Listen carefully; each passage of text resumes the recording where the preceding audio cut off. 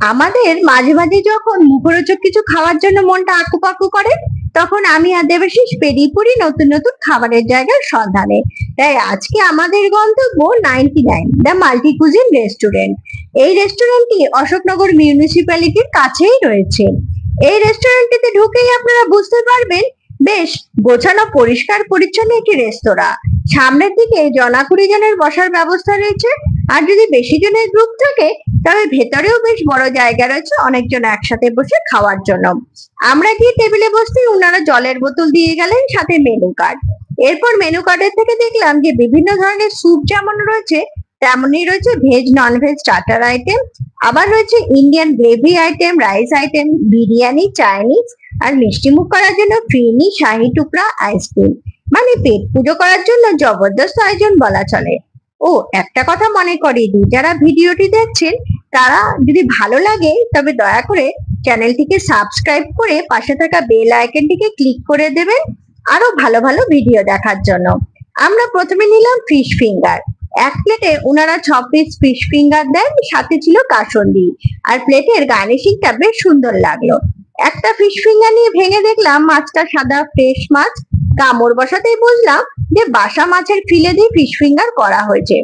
এই মাছের নিজস্ব কোনো স্বাদ নেই, তবে কাসুন্দি দিয়ে ফ্রাইটা খেতে মন্দ লাগলো না, যদিও বাসা মাছের জন্য ফিশ ফিঙ্গারের দামটা একটু বেশি মনে হলো। এরপর নিলাম মশালা কুলচা আর শাহি পনির। কুলচার মধ্যে যথেষ্ট পরিমাণে পনির আর বিভিন্ন মশলা মিশিয়ে স্টাফ করে বানানো, উপরে কালো সাদা তিল আর মাখন মাখানো হয়েছে, বেশ নরম। কুলচার সাথে ছিল শাহি পনির।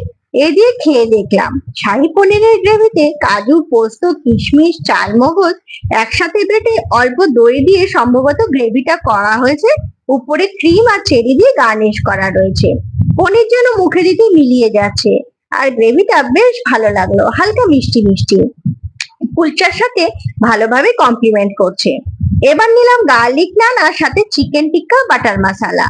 গার্লিক নান একটাতেই 3 টুকরো করে, উপরে অল্প রসুন কুচি আর ঘি ভালো পরিমাণে মাখিয়ে ওনারা দিলেন, সাথে চিকেনের 6টি ছোট ছোট টুকরো মশলা মাখিয়ে প্রথমে টিক্কা বানিয়ে এরপর বিভিন্ন মশলার মিশ্রণে গ্রেভি বানিয়ে উপরে ক্রিম ছড়িয়ে ওনারা দিলেন টিক্কা বাটার মশালা হিসাবে। গার্লিক নানটা আর একটু নরম হলে ভালো হতো। চিকেনের গ্রেভিটা খেতে মন্দ লাগলো না, তবে চিকেনটা ফ্রেশ হলেও টিক্কা করার কারণে একটু বেশি যেন শক্ত শক্ত লাগছিল। আমাদের মোট বিল হলো 1038 টাকা। ভিডিওটা পুরো দেখার জন্য সকলকে ধন্যবাদ জানাই।